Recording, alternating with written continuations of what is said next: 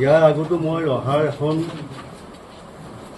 এটা অনুষ্ঠানলৈ যাওঁতে ৰহাৰ সাংবাদিকসকলে মোক প্ৰশ্ন সোধাত মই ৰহাৰ সাংবাদিকসকলৰ আগত মই তেতিয়াই তেখেতসকলৰ সেই ধৰ্ণা কাৰ্যসূচীৰ ওপৰত বিতংভাৱে মই প্ৰতিক্ৰিয়া প্ৰকাশ কৰিছিলোঁ। আৰু সেই প্ৰতিক্ৰিয়া প্ৰকাশ কৰা সমুদায় বিষয় বিভিন্ন পেপাৰত ওলাইছে, আপোনালোকে নিশ্চয় প্ৰত্যক্ষ কৰিছে। বিভিন্ন পেপাৰ মানে নিয়মীয়া বাৰ্তা, দৈনিক অসম, অগ্ৰদূত, খবৰ, দৈনন্দিন বাৰ্তা, প্ৰতিদিনকে আদি কৰি এইকেইখন পেপাৰত মই যিখিনি কথা পোনছাতে সোধোতেই মিডিয়াৰ বিষয়ববীয়াসকলে মোৰ মনত অহা কথাখিনি মই প্ৰকাশ কৰিছিলোঁ আৰু সেই কথাখিনি পেপাৰত স্পষ্টভাৱে লিখাটো পৰিলক্ষিত হৈছিল। কিন্তু চচলত যেতিয়া 20 তাৰিখে তেখেতসকলে ধৰ্ণা কাৰ্যসূচী ৰূপায়ণ কৰিলে, মই আগতেই প্ৰতিক্ৰিয়া প্ৰকাশ কৰিলোঁ হয়, কিন্তু আমাৰ তিৱা সাহিত্য সভাৰ অধিৱেশন 21, 22, 23 মাৰ্চত যিহেতুকে অনুষ্ঠিত হৈছে। গতিকে 21, 22 আৰু 23 মাৰ্চৰ সেই কাৰ্যসূচী থকাৰ কাৰণে আমি প্ৰতিক্ৰিয়া প্ৰকাশ কৰা নাছিলোঁ। আজি তিৱা সাহিত্য পৰিষদৰ সমূহ অধ্যক্ষ উপাধ্যক্ষকে আদি কৰি প্ৰাক্তন CMO আছে, আমাৰ সন্মানীয় আমাৰ সমূহ কাৰ্যবাহী সদস্যসকলক আমন্ত্ৰণ কৰি আমি গোটেই বিষয়টো আমি আলোচনা কৰি এটা সিদ্ধান্তত উপনীত হ'লোঁ আৰু সেই সিদ্ধান্ত মৰ্মে আপোনালোকক ইয়ালৈ আমন্ত্ৰণ কৰি আনিছোঁ। অসমৰ কেইবাটাও প্ৰচাৰ মাধ্যমত তিৱা সাহিত্য পৰিষদৰ সামগ্ৰী যোগানৰ নামত কেলেংকাৰী তথা দুৰ্নীতি সংঘটিত হোৱা অভিযোগ উত্থাপন কৰা দৃষ্টিগোচৰ হৈছে।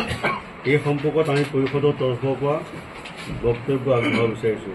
1995 চনত স্থাপিত তিৱা সাহিত্য পৰিষদখন বিগত সময়ছোৱাত বিভিন্ন অভিযোগ অভিযোগৰ বাক বিতণ্ডাৰ মাজেৰে পৰিচালিত হৈছিল। এই সম্পৰ্কত ৰাইজ জ্ঞাত, কিন্তু 2020 চনত অনুষ্ঠিত হোৱা সাধাৰণ নিৰ্বাচনৰ জৰিয়তে নিৰ্বাচিত পাৰিষদসকলক লৈ মুখ্য কাৰ্যবাহী সদস্য মই নিজেই জীৱন চন্দ্ৰ কোঁৱৰদেৱৰ নেতৃত্বত পৰিষদখন গঠন কৰা হয়।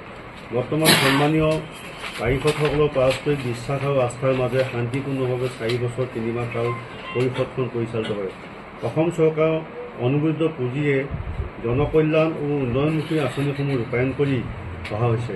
পৰিষদৰ কাম কাজৰ জৰিয়তে পৰিষদ এলেকাৰ সকলো জনগোষ্ঠীৰ মাজত জনমুখী পৰিষদ প্ৰতিষ্ঠা কৰিবলৈ সক্ষম হৈছে। এই ক্ষেত্ৰত উত্থাপিত অভিযোগ কৰাৰ ধৰণে দুৰ্নীতি বা কেলেংকাৰীও প্ৰশ্ৰয় দিয়া নাই। এয়া আমি আত্মবিশ্বাস আৰু আত্মপত্ৰৰে দাবী কৰিব পাৰোঁ। আমাৰ স্পষ্ট বক্তব্য, চৰকাৰ আৰু বিভাগীয় নীতি নিয়মৰ ক্ষেত্ৰত কোনো ধৰণৰ আপোচ নকৰি আঁচনিসমূহ বিধিগতভাৱে ৰূপায়ণ কৰি অহা হৈছে। অভিযোগকাৰীয়ে উত্থাপন কৰা অভিযোগসমূহ উদ্দেশ্য প্ৰণোদিত আৰু উন্নয়ন বৃদ্ধি আৰু পৰিষদখনক অস্থিৰ কৰাৰ ষড়যন্ত্ৰমূলক মানসিকতা পৰিচালক, লগতে পৰিষদখনক অস্থিৰ কৰি জনকল্যাণমূলক কাম কাজক বাধা দিয়াৰ এক ষড়যন্ত্ৰ। সামগ্ৰী যোগানৰ বাবে নিয়ম আৰু বিধিগতভাৱে মুকলি নিবিদা আহ্বান কৰা হয় আৰু এই নিবিদাসমূহ পৰীক্ষা কৰি ইয়াৰ বৈধতা নিশ্চিত কৰিবৰ কাৰণে জিলাৰ বিভিন্ন বিভাগৰ মুৰব্বী বিষয়াসকলৰ এখন নিবিদা কমিটি গঠন কৰা হয়। উক্ত সমিতিখনে নিবিদাৰ মূল্য ও অন্যান্য নথিপত্ৰ পৰীক্ষা কৰি বৈধ ন্যূনতম মূল্য নিবিদাকাৰীক সামগ্ৰী যোগানৰ অনুমতি প্ৰদান কৰে। বিগত বিত্তীয় বৰ্ষসমূহত সামগ্ৰী যোগানৰ পুঁজি আবণ্টনৰ তথ্য নিম্ন ধৰণৰ: 2020-21 বৰ্ষত সামগ্ৰী যোগান 2,71 লাখ টকা। 21-22 বৰ্ষৰ সামগ্ৰী যোগান শূন্য, কাৰণ অনুমোদিত পুঁজি বাজেটত মুঠ ধনৰ 30% ধন পাবলৈ আমি সক্ষম হৈছিলোঁ। 2022-23 বৰ্ষত সামগ্ৰী যোগান 2,26 লাখ টকা। 2023-24 বৰ্ষত সামগ্ৰী যোগান 3,72 লাখ টকা। সৰ্বমুঠ 4টা বৰ্ষত মুঠ সামগ্ৰী যোগানৰ পুঁজি 8,69 লাখ টকা। যোগানকাৰীয়ে অভিযোগ কৰা মতে 70 কোটি টকা সামগ্ৰী যোগানৰ দুৰ্নীতি অথবা কেলেংকাৰী প্ৰসংগ অৰ্থহীন আৰু ষড়যন্ত্ৰমূলক। এই ক্ষেত্ৰত সামগ্ৰী মূল্য নিৰ্ধাৰণত অত্যধিক হোৱা বুলি কোৱা অভিযোগ তথ্যহীনভাৱে কোৱা হয়। আমাৰ কাৰ্যকালত নিবনুৱা শিক্ষিত যুৱক যুৱতীসকলক স্বাৱলম্বী তথা স্বনিয়োজিত হোৱাৰ দিশেৰে আগুৱাই নিয়াৰ উদ্দেশ্যে ভাৰত চৰকাৰ স্বীকৃতিপ্ৰাপ্ত অসম ডাউনটাউন বিশ্ববিদ্যালয়ত ANM 39 গৰাকী, GNM 19 গৰাকী, অন্যান্য কাৰিকৰী শিক্ষাত 93 গৰাকী, ফাৰ্মাচিষ্ট 12 গৰাকী উল্লেখিত পাঠ্যক্ৰমত অধ্যয়ন কৰাই সফলতাৰে তেওঁলোকক নিজকে আত্মপ্ৰতিষ্ঠা কৰিবলৈ সক্ষম হয়। আমাৰ কাৰ্যকালত ইয়াৰ এক উল্লেখনীয় অভিলাষী আঁচনি বুলি আমি অভিহিত কৰিব পাৰোঁ।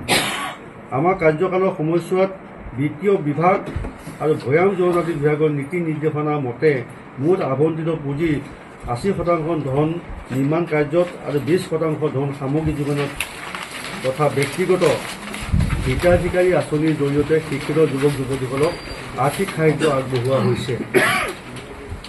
আজিৰ সংবাদ মেলত আমাৰ তথ্যভিত্তিক স্পষ্টীকৰণ দাঙি ধৰিলোঁ।